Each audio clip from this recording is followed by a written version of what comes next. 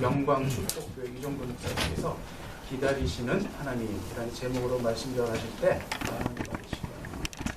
그냥 기도하겠습니다. 하나님, 귀한 자리에 부족한 종을 부르셔서 하나님의 메시지를 정할 수 있도록 인도하심에 감사드립니다. 오늘 이 자리에 앉으신 모든 분들 주님의 은혜 가운데 마음문을 활짝 열게 하시고 하나님의 말씀이 로고스의 말씀이 레마로 들어가서 아름다운 열매로 맺혀서 일할 수 있는 능력을 더하여 주시옵소서. 감사하며 축복할 때 예수님 이름으로 기도합니다. 아멘. 자, 기도는 우리가 할 일, 그리고 응답은 하나님의 영역입니다. 우리 그냥 기도하죠. 오늘 유동진 장로님이 기도 제목을 많이 주셨는데 그 제목대로 다 이루어지기를 바랍니다. 우리 또 대표 기도하신 우리 권사님 기도도 잘 이루어져서 그대로 됐으면 좋겠습니다. 하나님이 사람을 기다리십니다. 어떤 사람은 30년, 어떤 사람은 20년, 어떤 사람은 50년, 그 이상도 기다리셨다면 어떻게 우리가 생각이 드십니까? 첫째로 하나님은 은혜를 베풀려고 기다리신다고 했어요. 은혜를 베풀어주시기 위해서. 여기 서 있는 이 목사도 어쩌면은 진짜 목사가 되기를 하나님이 기다리신지 모르겠습니다. 지금까지 20여 년 목회를 해왔지만 지금까지 한 거 말고 앞으로 남은 시간이 더 하나님의 마음에 쏙드는 그런 목사, 신실한 목사, 정직한 목사, 하나님 보시기에 합당한 목사가 되기를 기다리시는지 모르시기 때문에 늘 마음을 처음 마음을 갖기 위해서 노심초사하면서 말씀을 보고 기도를 합니다. 하나님은 저와 여러분과 저를 사랑하시는데 기다리시나니 그랬죠. 그러나 여호와께서 기다리시나니 이는 너희에게 은혜를 베푸신다 그랬죠. 첫째가 하나님은 은혜를 베푸려 기다리시는데 나의 삶에 은혜를 베푸시고 구원하려고 기다리신 하나님 앞에 연약하며 허물 많은 여기 이종근 목사가 여기 있습니다라고 고백하며 회개하는 마음을 가질 때 하나님은 그 사람의 삶에 여기 이종근 목사의 삶에 은혜를 베풀어 주시고 여러분에게도 그런 은혜를 베풀어 줄 줄로 믿습니다. 다른 건 없다고 생각합니다. 목회를 쭉 하다 보니까 다 경험이 많으시겠지만 불바다에 일하겠다. 자동차도 비행기도 기차도 오토바이도 연료를 집어넣고 불을 붙이지 않으면 그 자동차 형태가 아무리 좋은 차라 할지라도 무용지물이죠. 우리가 성도로서 하나님의 귀한 말씀을 들을 때 그 불이 내 심령 속에 들어와서 내 영혼에 하나님의 말씀의 불이 닿을 때 우리는 새로운 역사를 일으킬 수가 있다고 생각합니다. 그래서 교회 생활 이렇게 하는 성도님들 쭉 보면 불을 받았느냐 못 받았느냐에 따라서 신앙 생활에 힘이 있고 없고가 결정되는 걸 볼 수가 있습니다. 우리 신앙 생활은 어쨌든 불 받아야 되죠. 그래서 이 불이 너희에게 붙었으면 무엇을 더 원하리요? 주님이 말씀하셨죠. 오늘 이 자리에 말씀을 들으시다가 성령의 불이 각 사람 위에 임하기를 바랍니다. 성령의 불이 임하는 거 이것이 가장 중요한 신앙생활이다 이렇게 생각합니다. 두 번째는 하나님을 모시는 사람을 위해서 옆에 모시는 것이 아니고 뒤에 모시는 것도 아니고 앞에 모시는 사람을 위해서 베스트 가장 먼저 하나님을 앞에다 두는 사람을 위해서 일어나십니다. 기다리신 하나님을 믿음과 겸손으로 영접하면 삭개오와 같은 사건이 일어난다고 생각이 됩니다. 삭개오야 오늘 내가 내 집에 이와야겠다. 사모하던 삭개오. 돌감나무 뽕나무 위에 올라가서까지라도 주님을 보고자 했던 분은 주님과 눈이 마주치는 영적 스파크가 일어났으니 그 집에 주님의 은혜가 임했던 걸로 압니다. 그래서 구원은 항상 회개와 같이 갑니다. 회개 없는 구원 없는 회개는 아무것도 아니죠. 구원은 회개를 이루고 회개는 구원을 이뤄서 온전한 신앙으로 승리할 줄로 믿습니다. 자, 하나님은 그 사람에게 긍휼을 베푸기 위해서 일어나신다는데 일어난다는 것은 전능한 하나님이 친히 일하시는 것을 보여주는 대목입니다. 범죄한 것을 아는 하나님께서 불쌍히 여겨 구원시키려고 상처 입은 것을 아시는 하나님께서 불쌍히 여겨 싸매 주시려고 일어나시는 줄로 믿습니다. 일어나시는 하나님, 그 하나님의 역사가 여러분 모두에게도 기업도 하나님이 일으켜 주시기를 바라고, 요로펌 우리 황장로님 이 산하의 모든 변호사님들도 앞으로 좋은 분들이 또 오셔서 하나님께서 다 일으켜 주심으로 영혼도 잘 되고 범사가 잘 되는 복이 있기를 바랍니다. 자, 먼저 하나님께서 일으켜 주실 때 세 번째는 하나님을 기다리는 자가 복이 있다고 그랬는데요. 무릇 그를 기다리는 자는 복이 있도다라는 말씀, 인내할 것을 가르치는 말씀이라고 생각이 됩니다. 인내죠. 신앙생활 5년, 10년, 20년 동안, 30년 동안 해도 교회 부흥도 안 되고 여러 가지 성도님들 변화도 안 되고 이런 모습 볼 때마다 마음 아픈데 저는 분명히 끝이 오리라고 생각을 합니다. 하나님이 일어나시면 되는 것이죠. 스데반이 순교할 때 하나님이 일어나셨고 예수님이 일어나셨지 않습니까? 똑같이 여기 장로님을 비롯해서 모든 우리 성도님들에게 하나님이 일어나시는 새 역사가 일어나기를 주의 이름으로 축복합니다. 자, 하나님을 모셔드리면 하나님은 일어나셔서 국률을 베풀어 주시고 능력으로 역사하시는데 그 역사가 온전히 끝맺음할 때까지 기다리는 거죠. 그래서 끝까지 기다리는 자는 구원을 얻으리라 그랬죠. 우리의 기도 제목들, 오늘 유동진 장로님이 제목을 많이 주셨는데 끝까지 기다리면서 있다 보면 응답될 줄로 믿습니다. 응답. 기도 제목들 많이 가지고 우리가 기도하죠. 여러 가지 기도하는데 그게 생각대로 잘 안 되고 길 때가 있어요. 그때마다 목회자는 성도님들에게 힘을 주고 하나님 말씀에 근거해서 용기를 주면서 말씀을 해드리죠.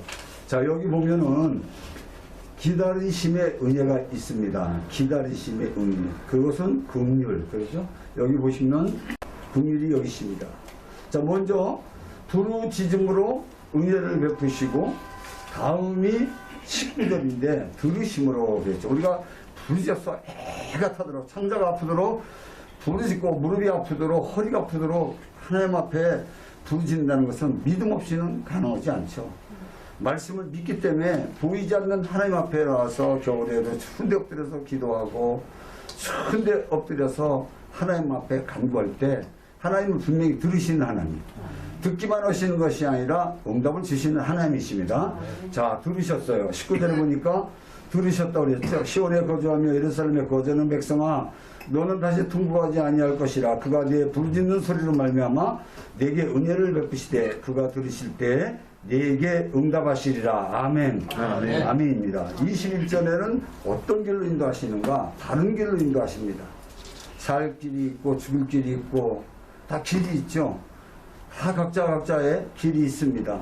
목회자의 길이 있고 성도님의 길이 있고 장로님의 길이 있고 사업도 각자 다 다르게 길이 있습니다. 여기 보면 길, 그러죠? 21절에 너희가 오른쪽으로 치우치든지 왼쪽으로 치우치든지 내 뒤에 말소리가 내 귀에 들려 이르기를 이것이 바른 길이니 할렐루야 너희는 이리로 가라 할 것이며 아멘.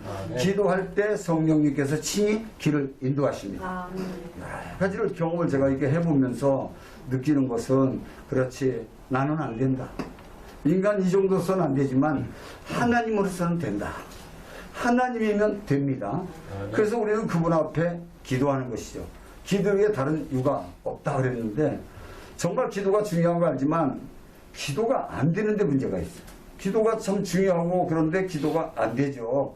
하다 보면 기도하다 조금 하다 보면 바쁜 일이 생기고 저 같은 경우는 조금 하다 보면은 설교 준비가 더 우선이에요. 기도보다는 설교 시간이 더 우선되니까 죄송하지만 앉았다 그냥 그만 기도하려고 작심하고 앉았다가 또 일어나 버리고 이런 경우가 반복돼서 마음이 괴로울 때가 있습니다.